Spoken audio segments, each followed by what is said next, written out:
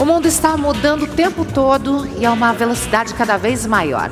A gestão de recursos de terceiros, claro, não escapa desse movimento, né? Então, quais são os avanços que merecem atenção? E o que pode ser aprimorado na regulação e na autorregulação? Nós vamos receber agora 4 convidados para debater esse assunto. Eu convido ao palco Daniel Maeda, superintendente de Relações com Investidores Institucionais da CVM, José Carlos Doerti, superintendente-geral da Ambima, Patrice Vincent, diretor administrativo da ICI Global, e Peter de Proft, diretor-geral honorário da Associação Europeia de Fundos e Asset Management. Eu lembro que para enviar perguntas aos palestrantes, vocês podem utilizar o aplicativo do evento.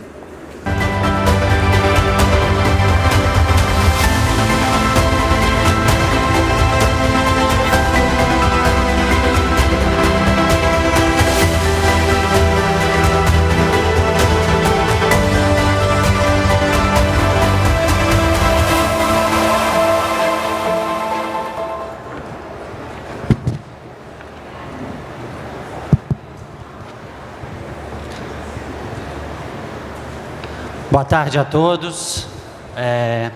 Novamente, obrigado pela presença em nome aqui da diretoria da Ambima. Eu agradeço a presença, o interesse de vocês aqui pelo Congresso e pelo painel.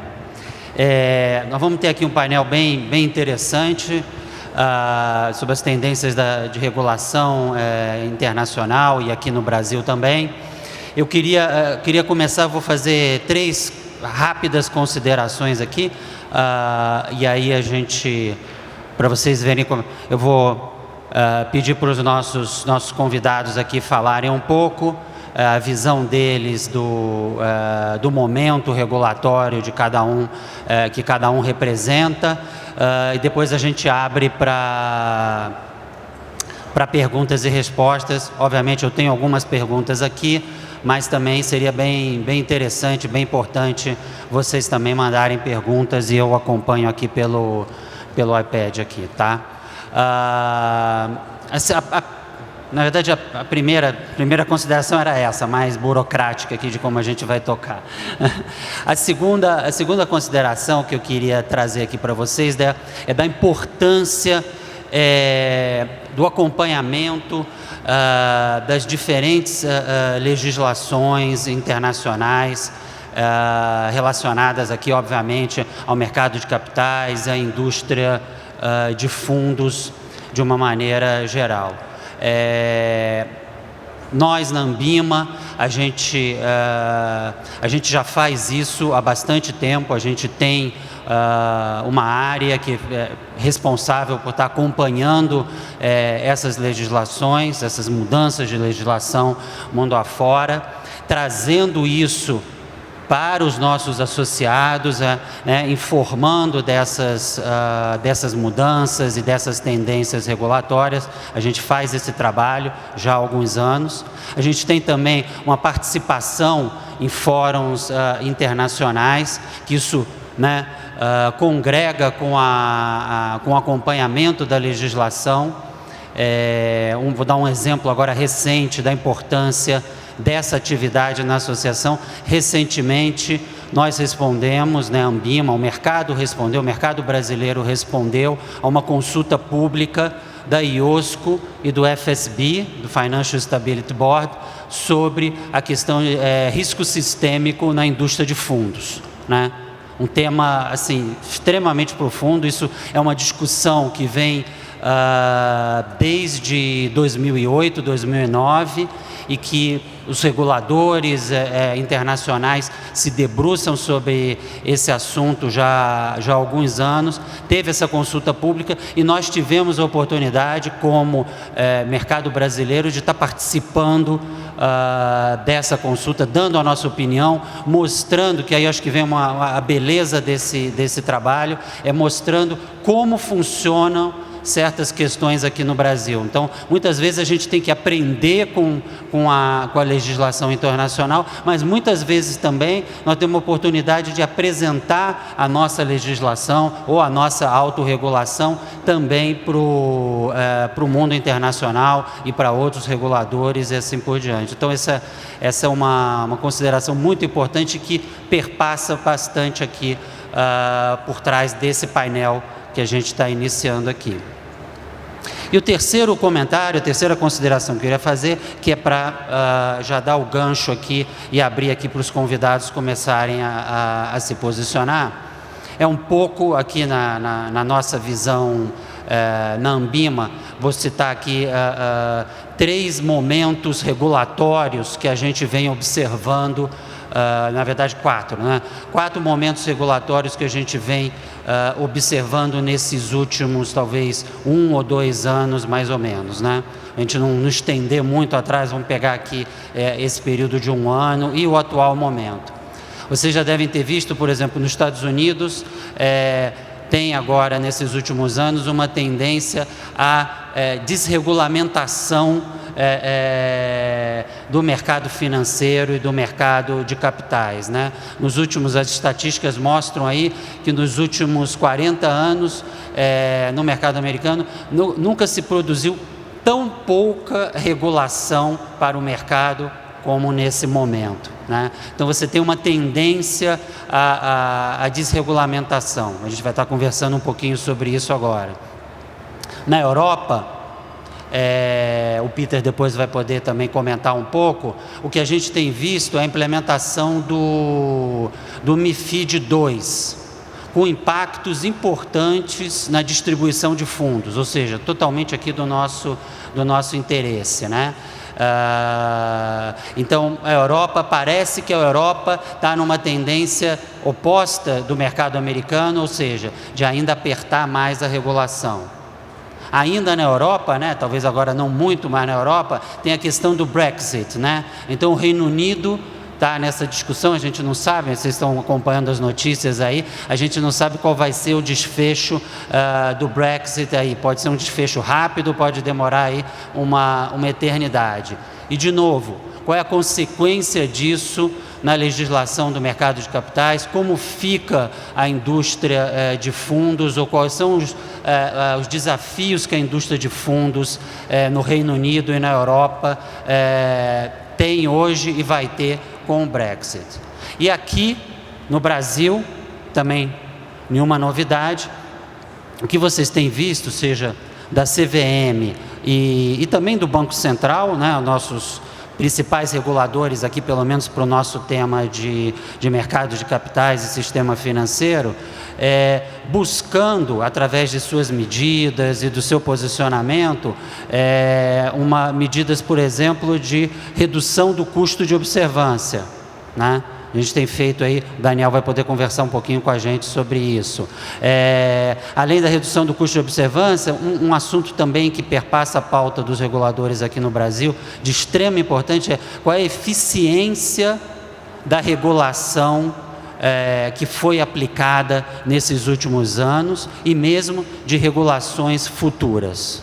Ou seja, mostra a importância do tema regulação, seja no exterior, mundo afora, e agora que a gente vem vivendo. Então, com essas últimas observações aqui, eu vou pedir aqui para os nossos convidados falarem um pouquinho, em torno aí de 5 minutos cada um, passarem um pouco a visão geral deles em relação a esses temas. Depois, acabado isso, a gente vai para algumas perguntas. Então, acho que eu posso começar. Peter, pode ser você? Thank you very much, José Carlos. First of all, I would like to thank you for the invitation. It's a pleasure to be here, and I would like to compliment Anbima on the organization. So it's excellent. Thank you. Now, you're mentioning a number of topics. Let's start with the easiest one, with Brexit. Nobody knows where it's going. Are you sure?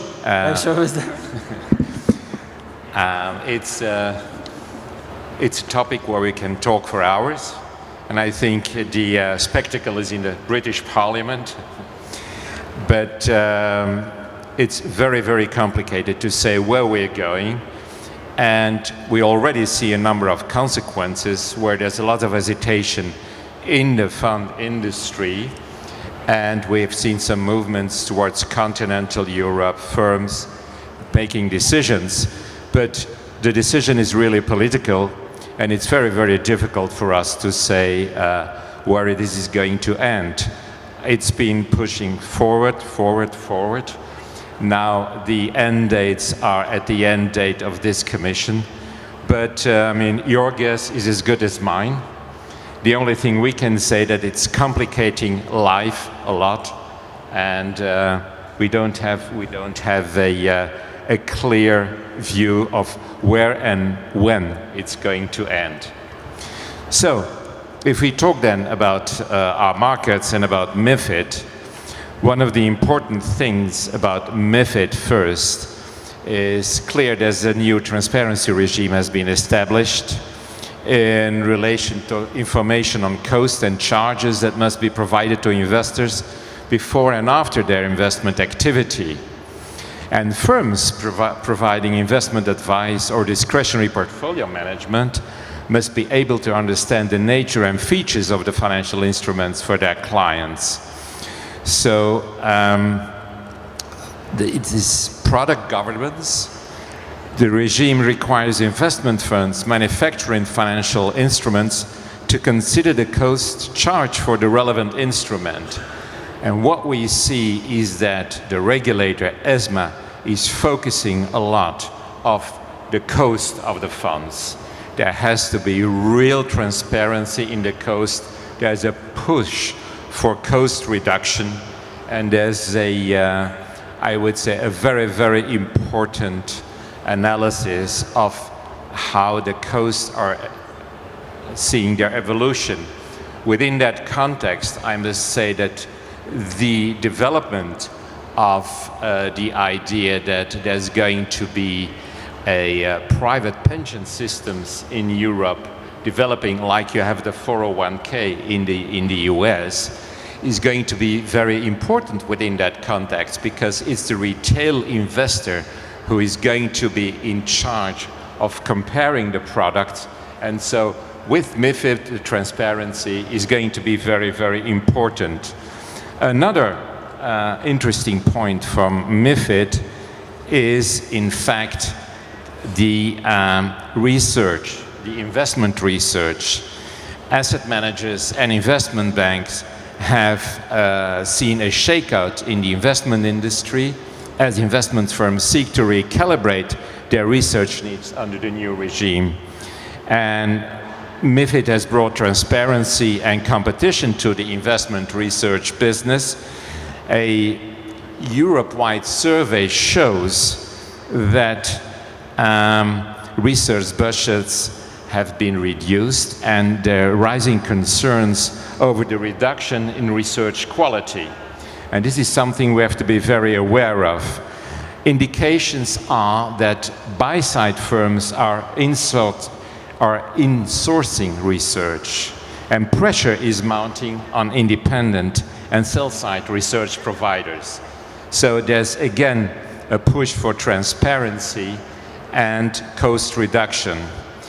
Now, what we see is that lately there is a push also for the improvement of cross-border fund distribution, as you mentioned. That is very, very important. And not later than last week, the European Parliament has approved efforts to ease the cross-border distribution of investment funds.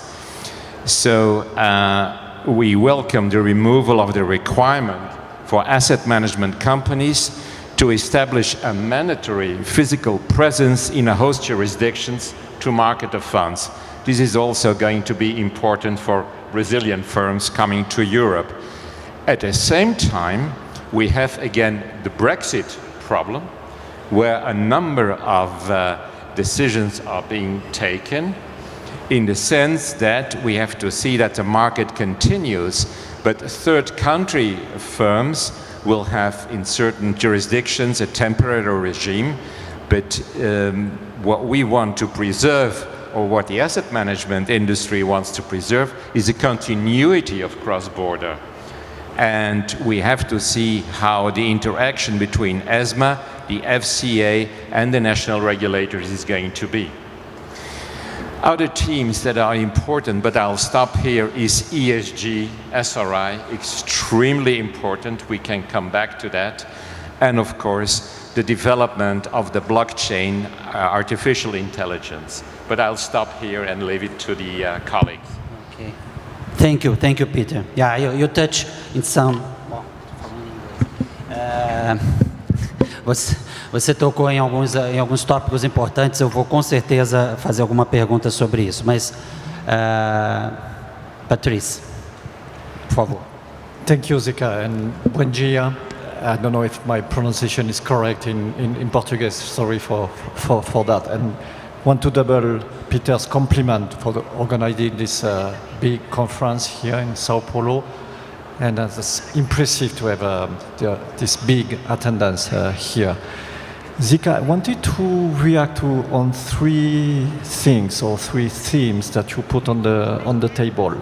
First, the FSB IOSCO analysis of systemic risk stemming from asset management. Over the last 10 years, we have been very keen to explain to the FSB, in particular, the distinction between asset management and banking. We have been keen to explain that asset fund managers are not bankers, and that asset management positively contributes to financial stability and doesn't threat financial stability. And the FSB is composed mainly of central bankers, and to be blunt, they don't always make the distinction, and they don't always understand how fund management works in practice, and what are the risks, vulnerabilities, and positive contribution to financial stability.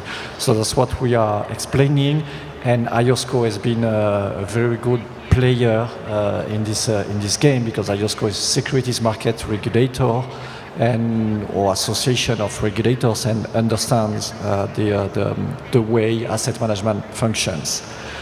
The second thing, you said there is a deregulation trend in US. I wouldn't qualify what is happening in US as deregulation. Sorry for that, because deregulation means that you need to pass new legislation to amend existing legislation, and the political context in the US currently doesn't favor new legislations, I would say. And we don't see big deregulation in US. There is a lot of activity with your colleagues in the SEC, Daniel, and they work on a lot of things. I think the trend in US is to make the existing regulation more effective and more efficient, and that's a positive trend. So that asset management and fund management serves better retail investors in particular. The third thing is, sorry, Peter, I must say it, is Brexit, and it's the complicated issue in Europe, and maybe at global level with global implications. And Brexit is a little bit a paradox, what I'm going to say, but Brexit is not the main issue for fund manager. Brexit for fund manager would be a little bit more cost and frictions in Europe, and that's it. So that's not the issue. The main issue with Brexit has been what we call in Europe the Brexit-related reactions and legislation in Europe that have been tainted because of Brexit. And just take me the flagship example, the proposal that has been now outvoted for giving ESMA, the European Securities Market Regulator Authority, the ability to limit potentially delegation of portfolio management to non-EU countries. The point here was that some policymakers in Europe were afraid that there was going to be a lot of delegation to the UK, and once the UK was out of the European Union, that would have been an issue. So we have been explaining that portfolio management needs access to the best expertise wherever it is, and delegation to non-EU countries is a way to better serve retail investors and EU citizens first, but also, global investors using mutual funds and UCITS in Europe for their long-term needs. Obrigado, Patrice. Daniel, por favor. A few words in English, just to say once again on behalf of the Brazilian Securities Market Regulator, welcome Peter, welcome Patrice. Thank you for coming. Thank you for all this, such interesting contributions for so many matters, just as mentioned by Zeca. Well, pushing the translator button here para falar agora em português, né? O que eu realmente teve muita provocação aqui, muito interessante, né? Vou ter que priorizar para a gente não estourar muito tempo. O que eu poderia dizer aqui, tentando agregar um pouco mais para o que foi colocado, né? Concordo plenamente com o que você colocou no começo, Zeca, no sentido de que os reguladores realmente se conversam muito já atualmente. Essas regulações... No translation? Okay. Os reguladores vêm se conversando bastante, as regulações vêm se interagindo entre si, né, de forma muito intensa. Eu lembro de alguns exemplos bastante concretos e recentes no Brasil, a nossa regulação de consultores, a nossa regulação de analistas, né, que são do ano passado, do ano retrasado, né, se inspiraram de alguma forma em discussões que vimos no arcabouço europeu com o MiFID II. Então, há lá certas... inclusive alguns impactos, né, da nossa regulação, como por exemplo certos marketplaces para casas de research, também aconteceram, vêm acontecendo assim aqui, como aconteceram na Europa, né? Então é até interessante perceber que o impacto às vezes se assemelha também, né, sobre os mercados desse aproveitamento de regulações, né? Tem várias perspectivas nisso. De um lado, o Brasil tentando se aproveitar de situações mais maduras em outras jurisdições, né, para tentar se antecipar a problemas e tudo mais, né? De outro lado, também concordo contigo, Zé, que a gente emprestando um pouco da nossa experiência também em alguns temas para a comunidade internacional. Muito interessante, porque é justamente como eu enxergo, né, que acontece hoje com que são as grandes prioridades da IOSCO no momento, quando o assunto são fundos de investimento, né? Eu poderia dividir aqui as grandes prioridades da IOSCO, do Comitê 5, né, do qual o Patrice já participou por bastante tempo, em três grandes temas, né? Primeiro, liquidez, né, e essa discussão está mais madura já. Já editamos e publicamos um standard, um recommendation, né, sobre isso, complementar ao de 2013. Alavancagem, que ainda é um work in progress, né, ainda é algo em estudo, com previsão para sair em breve também. E agora toda essa discussão do investimento passivo, né, e especialmente, claro, né, focado nos ETFs, né? E naturalmente, por que eu estou dizendo isso, né, que o Brasil tem muito a contribuir lá e tem contribuído bastante, né? Porque são as discussões que se tem lá, ou seja, né, será que vem risco sistêmico daí? Será que convém monitorar? Será que, enfim... São discussões que já visitaram a CVM há bastante tempo até. No caso da liquidez, ali entre 2008 e 2011, né, até que a norma saísse, né? No caso da alavancagem também, né, ali nesse período e até se estendendo para um pouco depois, né, ainda que sem alterações regulatórias, né, mas com alterações na nossa supervisão. E, enfim, talvez aí realmente só com relação ao investimento passivo que a gente não contribua tanto, né? Mas muito do que se discute lá, por exemplo, né, poxa, qual é o custo, o impacto, utilidade, né, de uma informação que você possa receber do mercado para monitorar isso, como monitorar, etc. São todas discussões que já tivemos. São todas discussões assim muito maduras no Brasil, né, e com resultados muito concretos, né, positivos na minha perspectiva, né?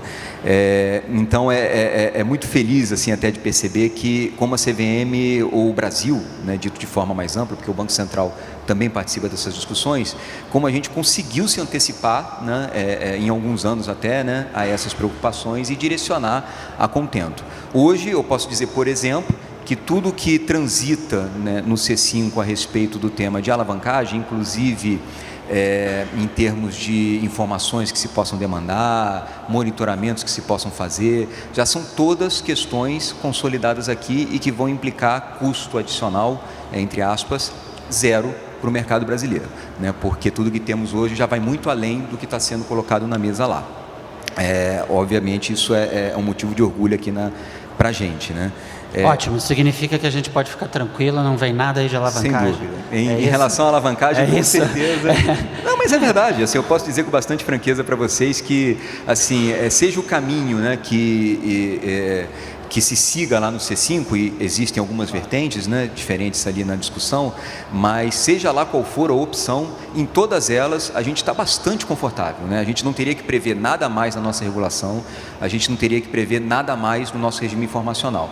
Então, assim, o que é muito bom, na verdade, né? Mostra que realmente a gente pôde se antecipar essa discussão de forma muito boa, né? Muito positiva, né? Então é um pouco de exemplos concretos de como a CVM também contribui para o mundo, né? O Brasil, né? Desculpa, né? Como um todo, mais uma vez aqui lembrando do Banco Central, como ele contribui muito para o mundo em muitas discussões. Não são as únicas, né? Operações OTC, né? Enfim, né? Aqui sempre foram registradas e os exemplos não são poucos, né? O mercado brasileiro ele sempre foi muito marcado por isso, né? Por uma pegada, né? uma abordagem, né? Preventiva, né? Muito forte, né? Tanto o CVM quanto o Banco Central sempre tiveram essa preocupação, né? Bastante presente na nossa pauta, né? De monitorar preventivamente, etc., com o objetivo de evitar os problemas e não só de tratar os problemas que aparecem, né? E aí daí esses resultados, né? O Brexit é um negócio, é uma coisa muito interessante nesse episódio todo, né? Tem muita conexão com o que o Ian Brunner botou aqui um pouco mais cedo sobre o que ele denominou de geopolitical recession, né? É mais um exemplo um pouco disso. Naturalmente, os especialistas sobre o assunto já falaram, não vou usar, né? Discorrer mais sobre isso, mas é interessante assim o caso Brexit em si, né, como outros, né, como eles vêm trazendo volatilidade para os mercados e como eles vêm reforçando o papel social, vamos dizer assim, né, além do obviamente econômico, do gestor, né, do gestor de recursos, né. Por mais que você fale inteligência artificial, e aqui é o desafio, né, será que alguém conseguiu desenvolver um modelo de inteligência artificial que entenda o que está acontecendo no Brexit, né? Realmente assim é desafiador, né, mas como é importante esse player no mercado de investimentos, esse player que é o gestor de recursos, né, para tentar entender, né, essas esfinges, né, geopolíticas, econômicas, seja lá o que for, que aparecem a todo tempo, né, e francamente assim não acho que seja uma tendência uma questão pontual, é realmente uma tendência aí, pelo menos para o curto médio prazo, né, como o gestor de recursos é importante, né, para oferecer esse conforto para o investidor de um profissional que está lá enxergando tudo isso, interpretando tudo isso, buscando tomar as melhores decisões e evitar essas volatilidades que são trazidas em consequência, né, por esses eventos. Em relação à questão do investimento passivo, né, que eu falei um pouco menos aqui, eu só vou terminar para explorar isso também. A IOSCO, ela tem, na verdade, duas frentes diferentes de preocupação, né, porque às vezes você pode ficar com a impressão, pelo que eu disse, que não, poxa, mas a questão da IOSCO sobre os investimentos passivos é só sistêmica? Não. É sistêmica também, né? realmente tem uma preocupação ali nas discussões de natureza sistêmica, na medida em que os provedores de índice, né, e as decisões que eles tomam têm se tornado realmente mais sistêmicas em função do tamanho dessa indústria, né? Então aqui vou brincar, né, não estou dizendo que isso vai acontecer, ou pelo menos no curto prazo, né? Mas vamos supor que um grande provedor de índice global decida que o Brasil não é mais um país emergente, né? E aí automaticamente o Brasil seja retirado de todos os índices emergentes que ele provê, né? Qual seria o impacto disso sobre os mercados, né? O mercado local, por exemplo, saída de estrangeiros, que aqui é muito relevante, né? Então é esse tipo de discussão que a gente vem enfrentando lá, mas não é só essa. Tem um outro componente também, que é um componente mais clássico, né? Tá no DNA dos reguladores de mercado de capitais, que adivinha o que, né? É esse componente da proteção do investidor, né? E aí, naturalmente, volta à mesa esse assunto muito conhecido de todos, né? Dos ETFs exóticos, né? ETFs com underlines muito ilíquidos, ETFs alavancados, inversos, até que ponto o investidor consegue entender aquilo, né? De novo, tudo isso está na mesa lá, né? Para a gente discutir e entender se existe um papel. Óbvio, né? A IOSCO não regula exatamente, né? Ela oferece, né, standards, recomendações, né? Mas se existe um papel da IOSCO a ser exercido nesse aspecto, né? Existe alguma recomendação, algum standard que convenha, né, publicar ao mercado em relação a isso? Então, os investimentos passivos eles têm essa dupla, né, perspectiva, Investors Protection, né, e Financial Stability, né? São dois assuntos diferentes, mas complementares, né, sobre esse mesmo assunto. Era um pouquinho que eu queria colocar, só para não tomar muito tempo também. Tá bom. Obrigado, Daniel. Queria colocar aqui uma pergunta para o Patrice, para ver a opinião, a visão dele. Vou falar aqui em português, Patrice. Recentemente vimos diversas publicações que relacionam fundos de investimento à instabilidade financeira. Acabamos de conversar sobre isso. Como é o caso do FSOC, né, aquele comitê nos Estados Unidos que reúne os diferentes reguladores que estão atuando sobre a estabilidade financeira. Na sua visão, qual o impacto dessa estabilidade financeira ou dessa discussão na indústria de fundos americana e mesmo mundial? Queria que você elaborasse um pouco sobre isso. Yeah, thank you, José Carlos. Yeah, there is a consultation in the US about the role of the FSOC, the Financial Stability Oversight Council, and we have the same entity in Europe, the ESRB, the European Systemic Risk Board. And the consultation in US is to reform the way the FSOC designates an entity, financial services player, as a SIFI, a systemic important financial institution. Because the issue here is again the distinction between banking and some other forms of financial services, and in particular asset management. So this reform would impose the FSOC to adopt an approach that is an activity-based approach, and to look at the activities that the entity deploys, and not what the entity is, and not start from the conclusion, basically that the entity might be systemic. And the second thing would be to, when there is an activity that poses a concern to the FSOC, to try to remedy the concern before jumping to the last resort tool, that is the nuclear option of designating this entity or activity as a SIFI, because it's really a huge thing, these designations.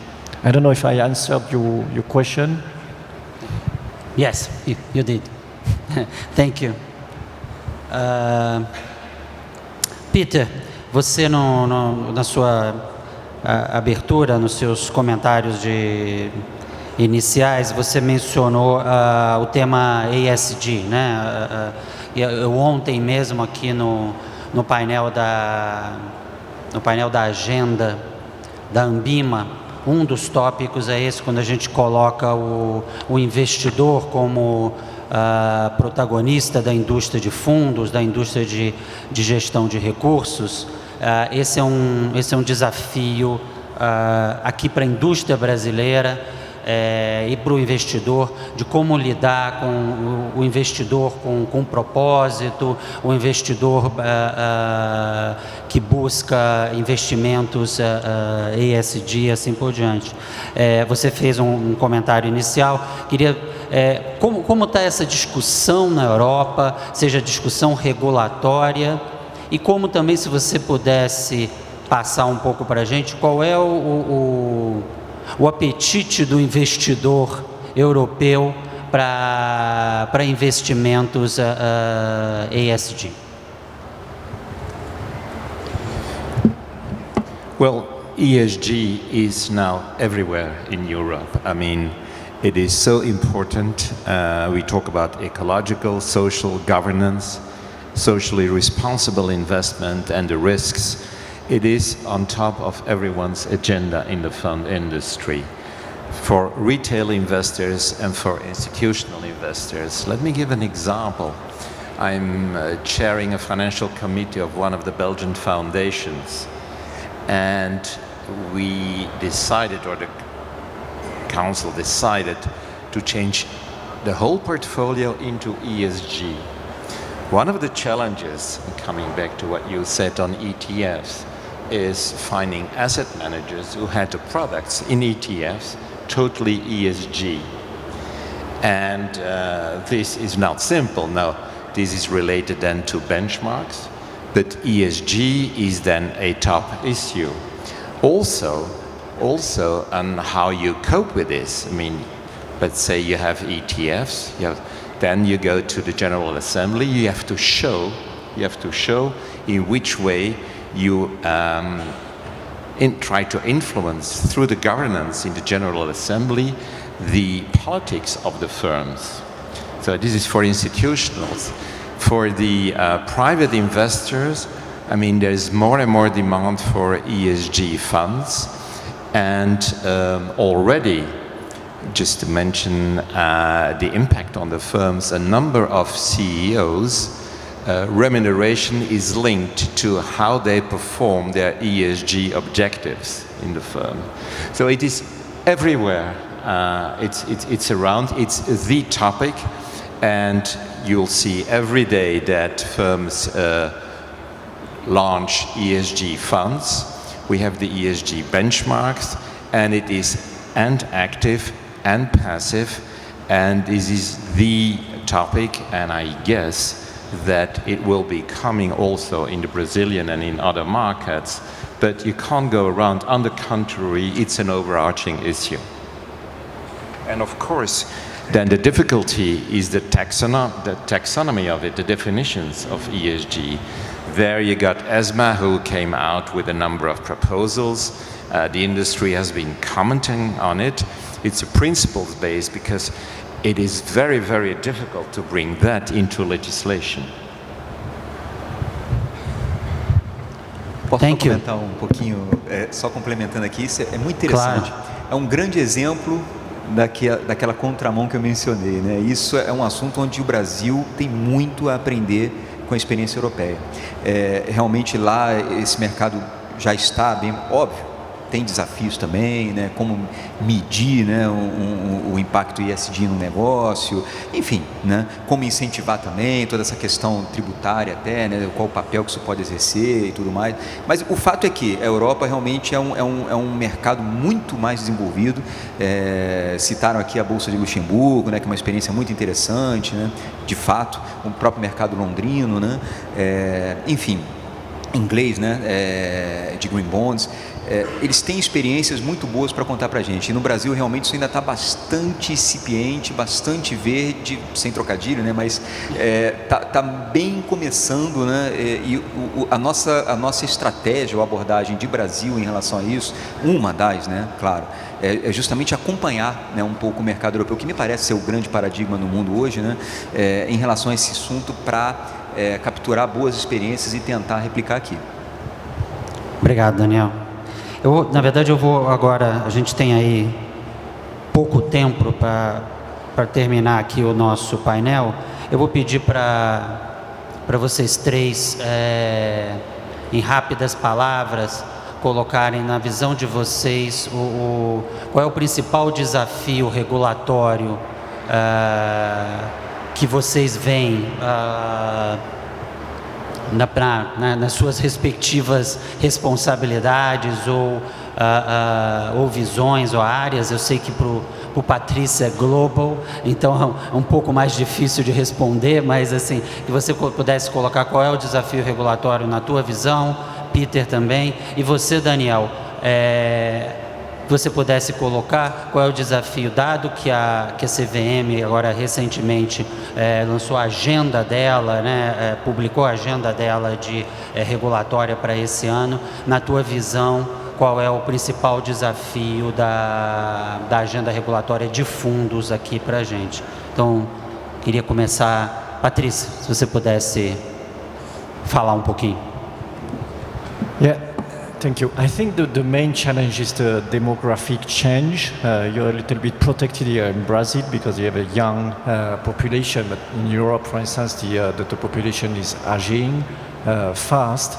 And so the need for citizens to take their own responsibility and to save for their long-term needs, in particular their retirement, because social security-based retirement systems are not really sustainable in the long term.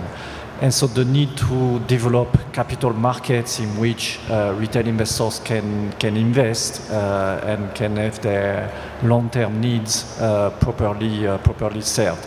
There is still a lot to do here, and funds, investment funds and their managers have a big role. I mean, it's a financial and societal role to play here. Obrigado. Peter? Yes, Jose Carlos. One of the main challenges that Europe will face with the new Commission is coordinate and simplify in a way the legislation and the huge amount of legislation that has been going on for the last 5-6 years. It's huge if we see the number of directives and implementation in the different countries. It's huge. There has to be a coordination. That's one thing. If we want to have a unified market, as Patrice is mentioning, it is indeed we have to prepare also as regulators the asset management business and the market for the future. In 3, 4, 5 years, we'll see a totally different market with huge firms, robo-advise everything on a worldwide level, on a European level, and then the personalized relationship. So it's going to be very, very interesting in that perspective. There will also be the development of the blockchain, the cryptocurrencies, all these things that have to be addressed because that's the future. But in Europe at this time, at a politically very complicated time, we need to simplify and to restructure that legislation that is really, I would say, sometimes contradictory and is very complicated for the regulators also at the European level to implement it in a very positive way for the end investor. This is a challenge. Thank you. Daniel? Passa aí qual é a prioridade, vai. Tentar falar em uma assim é complicado, né? Mas é muito interessante assim. Eu concordo bastante com o que o Peter colocou, realmente a profusão, né, de normas, enfim, né, de mais regulação que sobreveio, né, a crise financeira lá internacional de 2008 foi realmente muito grande, muito forte, natural de se esperar, né, todo aquele cenário de o mundo desmoronando e ninguém sabia exatamente, né, o que estava acontecendo, né, ninguém tinha tanta visibilidade quanto gostaria, enfim. Isso obviamente gera ali, né, naquele exercício do pêndulo regulatório uma reação, né? É natural esperar isso. E de fato no Brasil também, ainda que com uma outra pauta, sem dúvida, porque da crise, enfim, sofremos muito pouco, né? Mas realmente a gente passou por um momento no Brasil também de muita regulação, né, saindo, falando da indústria de fundos especificamente, tá? Muita regulação saindo nos últimos anos, né? E eu acho que a gente tem que ter sempre essa franqueza, né, de se manter aberto ao exercício, que a 604, o projeto de redução de custos de observância, é isso, né? Aberto a esse exercício de que, olha, o que funcionou, o que não funcionou de verdade, né? O que gerou efeitos colaterais indesejados, né? E aí, dali, né, revisitar, rever, discutir de forma muito franca com a indústria, né? A 604 foi um exemplo bastante concreto disso, né? Enfim, muitos pontos lá em que enxergamos que o trade-off, né, da nossa regulação estava ruim, estava desbalanceado, né? E ali optamos realmente por algumas alterações. E a indústria de fundos, interessante até, né, ela foi muito representativa no escopo da 604, né? Se você for olhar lá, talvez ali, grosso modo, metade, né, das alterações previstas lá tinham a ver com a indústria de fundos, né? Então, acho que isso é uma prioridade a se continuar, né? Acho que esse exercício não acabou. A gente tem alguns projetos em andamento com a Ambima, né? E Carlinhos está aqui me ouvindo, ele sabe de alguns deles, né? Documentos de fundos, enfim, né? Informação final para o cotista, né? Onde a gente pode aprimorar, pode melhorar nesse sentido, né, de redução de custos de observância, não mais no sentido assim da transparência, que eu acho que já é excepcional, francamente falando, muito acima, né, de muitas jurisdições no mundo, né? Então, acho que ali a gente está muito bem posicionado nesse aspecto. Cabe realmente um exercício aí de rever em termos de custos, né? E, naturalmente, também um pouco dessa questão da internacionalização, da integração regional, né? Como o mercado já sabe, né? Tem ouvido falar bastante. Isso também é uma pauta bastante forte para a CVM. Na indústria de fundos, né? A verdade é que a gente tem aí um mandato gigante, né, para investimento no exterior, que muitos não conseguem exercer porque sai caro fazer. Então, talvez essa integração, esse movimento de internacionalização possa facilitar, né, essa diversificação das carteiras, o que beneficia investidores também, o que beneficia os gestores, que eles podem exercer sua expertise de forma mais eficiente. Então, acho que é bom para todo mundo, mais uma vez, e aí pensar em possibilidades de, por exemplo, né, trazer para o doméstico, né, algumas emissões estrangeiras, por exemplo, né, manter um acordo, né, de negociação ou de oferta transfronteiriça, já foi citado aqui, né? A Europa tem a melhor experiência do mundo até hoje nisso, de fundos de investimento, né? E aí todo mundo sabe, a gente tem essa iniciativa, esse primeiro passo com a Argentina, mas com uma aspiração de procurar Chile, Uruguai, Bolívia, Colômbia, México, Peru depois, e quem sabe, né, criando uma marca, vamos dizer assim, um Latam UCITS, né, vamos chamar dessa forma, até usar isso como uma plataforma para vender em Luxemburgo, como foi colocado aqui mais cedo, né, nos países de língua portuguesa da África, sei lá, enfim, isso não tem limite, né? Eu acho que o potencial aí é ilimitado, o apetite de mercado e do buy side é que vai dizer, né, qual o melhor sentido para a gente caminhar. Mas a ideia em si faz muito sentido, e eu acho que a gente tem que construir realmente um pavimento aí, né, seguro nesse sentido da internacionalização, da integração regional na indústria de fundos também. Bom, muito obrigado. A gente já estourou nosso tempo, infelizmente, tem algumas perguntas aqui, mas depois eu passo para os debatedores. Gostaria aqui de agradecer a oportunidade de vocês terem vindo aqui e dividir com a gente a expertise de vocês no mundo regulatório. Muito obrigado.